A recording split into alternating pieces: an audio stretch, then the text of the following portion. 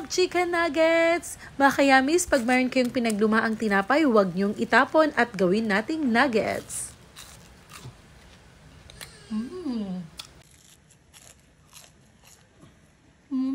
Meron tayo ditong tira-tirang tinapay. So, ilalagay ko lang po dito at hihiwain natin ang brown sides niya. So, dito banda.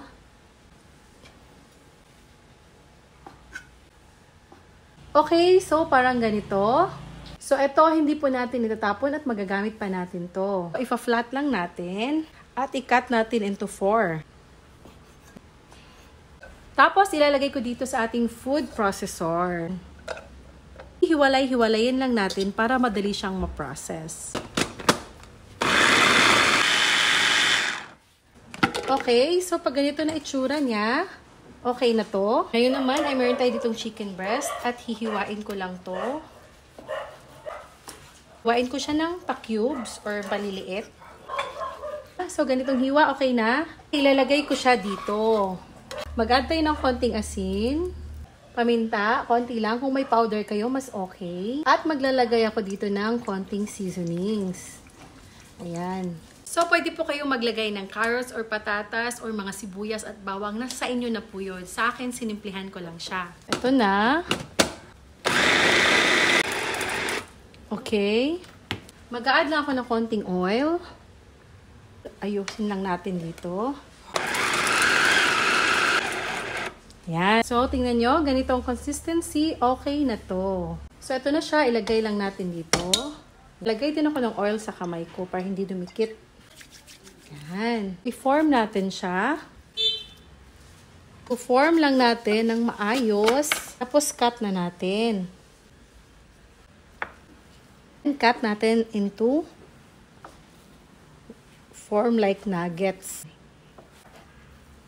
Yan, so parang ganito. Prepare ko lang ang breadcrumbs. Set aside muna. Next naman ay itlog. Yan. Isa lang muna para hindi maaksaya. Para tipid. Yan, okay na yan. So, it's time to coat our chicken. And second step ay dito sa ating breadcrumbs. Oh. Ganyan lang siya kadali.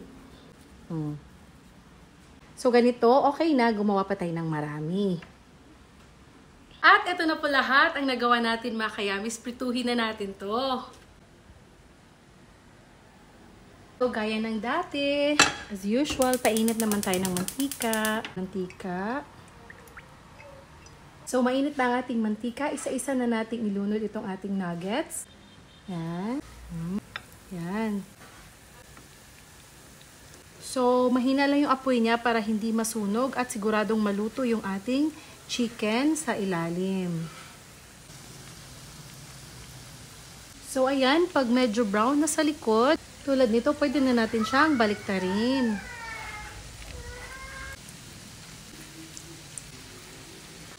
Ayan o, ang ganda na ng kulay. Crispy test. Wow, crispy. Okay, oh, tingnan nyo naman yan. Super ganda ng kulay.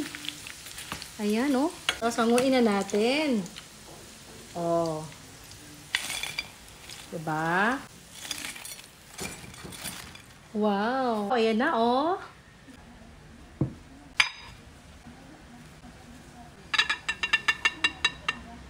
Eto na. Thank you, Lord, for this food. Amen.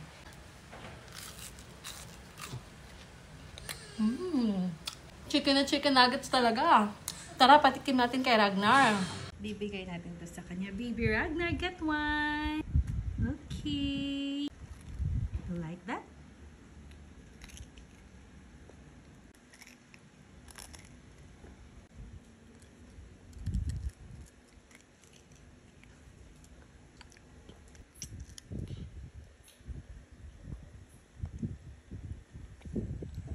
Ayan po mga kayami, sana po nagustuhan niyo po itong ating simple recipe na gawa sa tinapay at chicken breast. Sana ay matry niyo din po ito sa inyong mga tahanan. Last bite!